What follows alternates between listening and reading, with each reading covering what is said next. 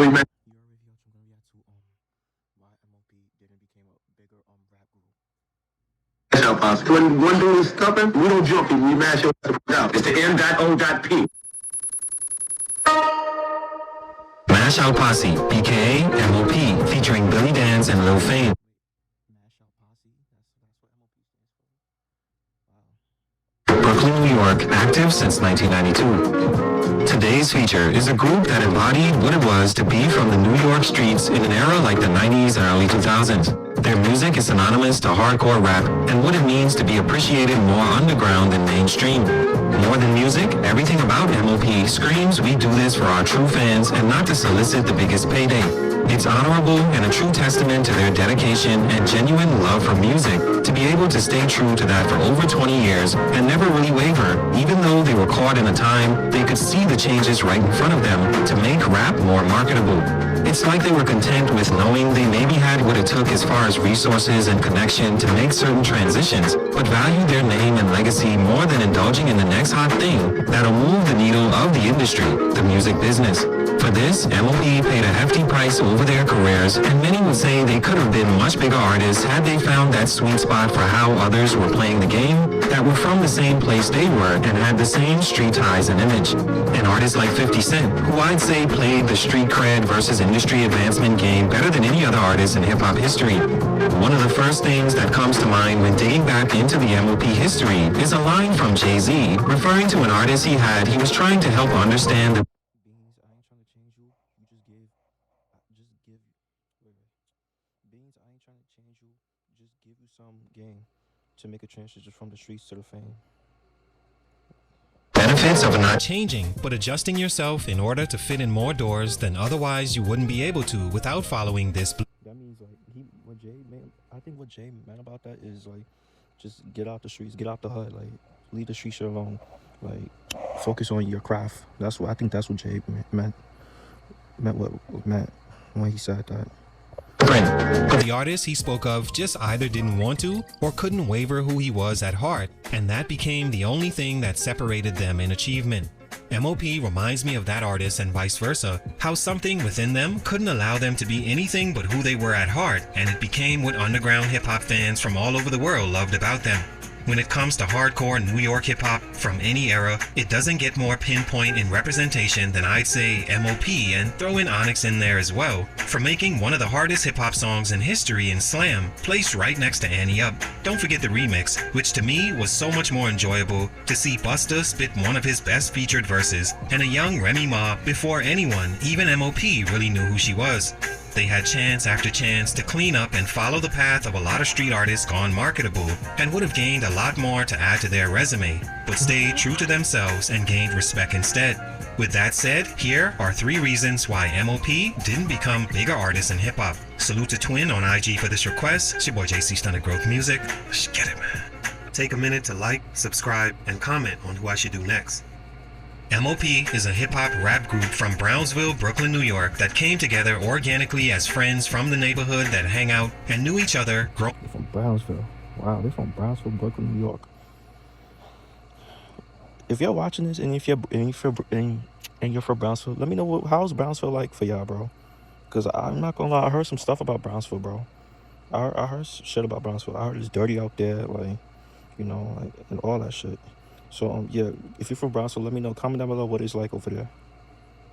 Acquainted before the music. Lil Fame dabbled in DJing and producing for fun, and Billy Danze would always walk around rhyming off top, but too busy running the streets to take it seriously. According to Fame, since 8 years old, they were on the street corner selling this or that, until seeing so many friends killed or locked up, so decided they needed a different hustle to get them away from that game. They took their street gang Cashapp Posse and called themselves M.O.P and came out with the record How About Some Hardcore. It took off underground first and gave debut to legendary videographer Hype Williams.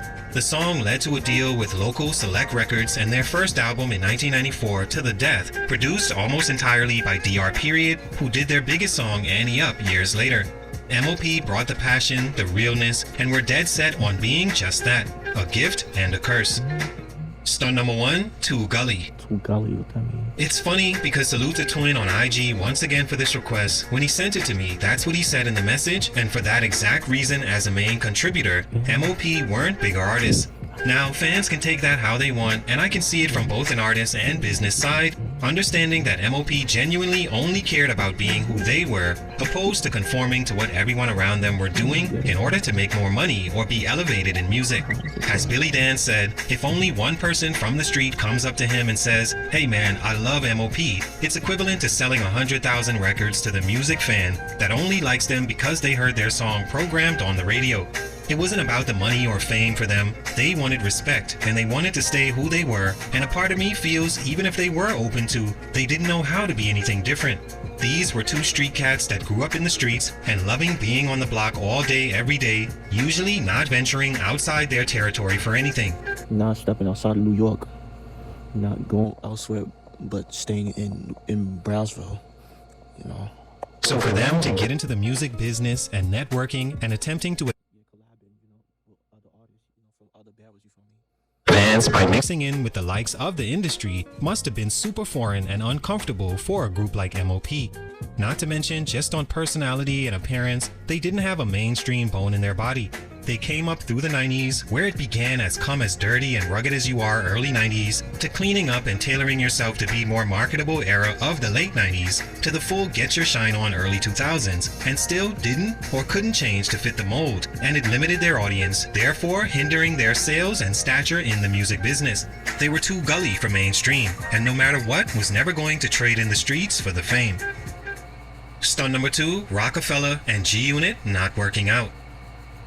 The best two opportunities M.O.P had to actually make the change and become more suited for mainstream were at different times they had deals on the table to sign with Jay-Z and Rockefeller, and later on with 50 Cent and G-Unit. Two men that literally were from the same streets but became two of the biggest rappers in the game ever.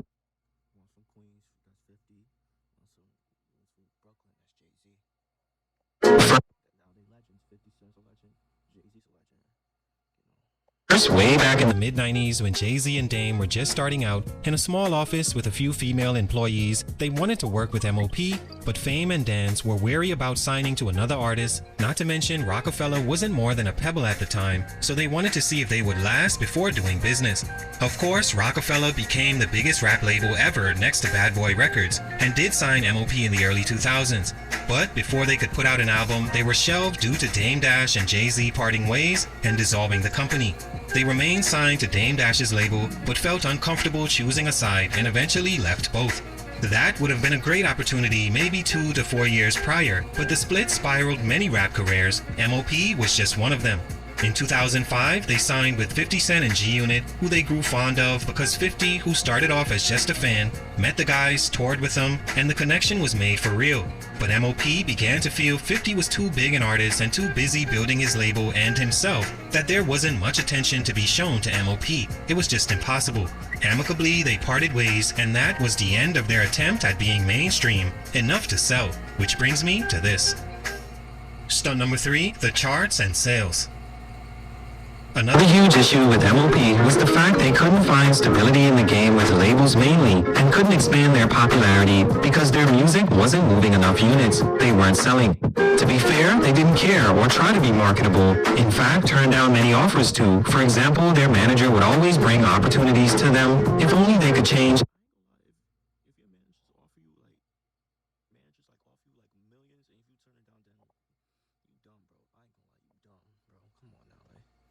I understand, like, you trying to make it right, but, like, it's money, bro. Like, you know what you could do with that money, bro? Like, come on, bro. Come on, son. Like, lyric here or verse there, but they just couldn't or wouldn't compromise, leaving a lot of those opportunities on the floor. They never had a gold record or platinum album, and mainly because their music wasn't cut and polished to aim for that, and that hurt their elevation in hip-hop history. Yes, the street respects it, but it provided less opportunity and constantly switching labels to survive. They were hardcore, rough, and rugged. Nothing more, nothing less. All in all, M.O.P made dope music for a specific audience and stayed true to that audience over time and gained more respect than monetary love. They are who they are and move on what feels right for them, no matter the money involved to influence change. It cost them on the industry side, but for two guys from a small corner in Brooklyn, underground love and respect is more than enough. Salute, much respect, but for these reasons, their musical growth was stunning. It's your boy JC, Stunning Growth Music, and I'm out. Okay, that's the vid. Let me know what y'all think about M.O.P, bro. Me personally, I never listened to a M.O.P song. I just never listened to their songs, bro. So, yeah, bro. But if y'all watching, let me know what was your favorite M.O.P song. Make sure y'all like, comment, subscribe, y'all little vibes. Whatever you're just looking like you are.